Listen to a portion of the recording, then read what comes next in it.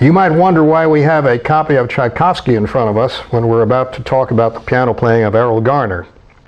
There is a link, though, and as is much of Garner's piano playing, it's a kind of a humorous link. First of all, here's a piece by Tchaikovsky, written in the 1870s, more or less, and it's called Song Without Words. And the original goes like this.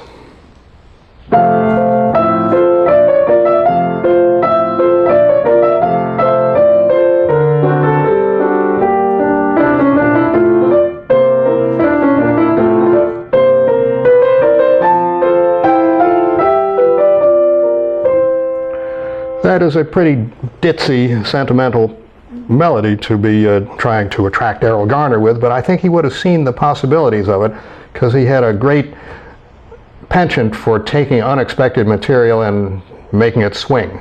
I think the first thing he might have done would be to put it in 4/4 time, and then I think the second thing he might have wanted to do would be to play it in a different key, key with more flats in it, because his style kind of demanded that you grab a hold of those black keys, and then it might have come out something like this, for example.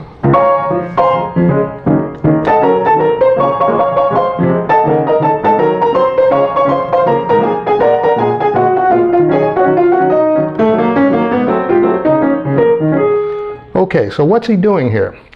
Well, very often he's playing the right hand in octaves with some 2 or 3 notes filled in, and it comes out rather like a brass section up in that range.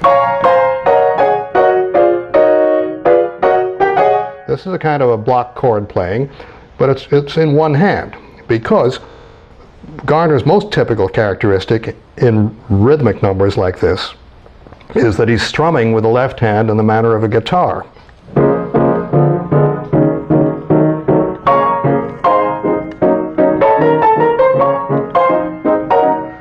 And this pervades a great deal of the actions of his left hand. But you have to understand that when he's doing this kind of strumming in the left hand, usually he had a bass player who was walking underneath like this.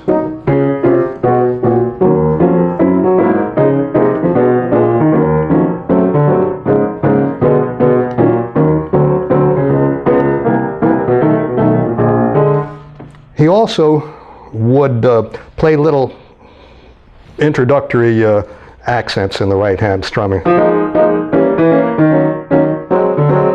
So what I do when I play Garner as a solo without a bass is I try to suggest the bass down there with a few notes, and I put the whole thing in this range, and I don't do it quite as explicitly, but the message is.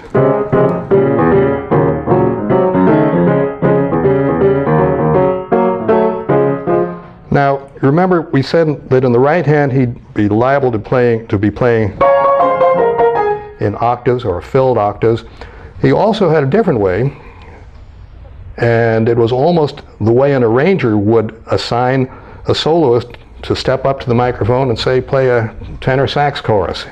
Say the whole band would be playing tenor sax.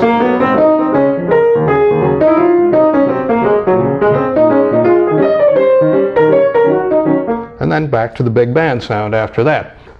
Another characteristic of Garner was that he used rubato, which means literally in Italian robbed. That is, you take a little bit of one beat and put it on the next one, and in effect, in piano playing, it's having the right hand play a little behind the left hand, like so.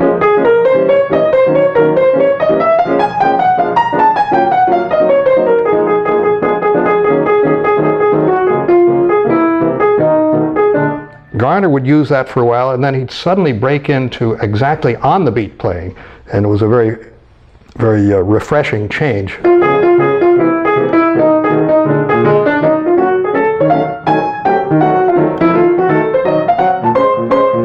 Then back to the off the beat,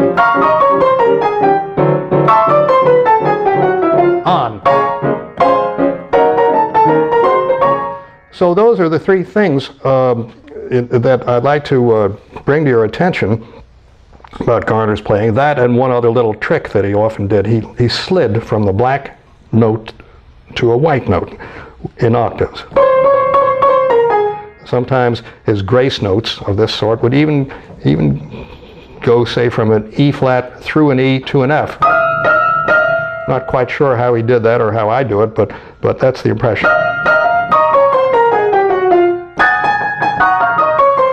Even grace notes of black to black.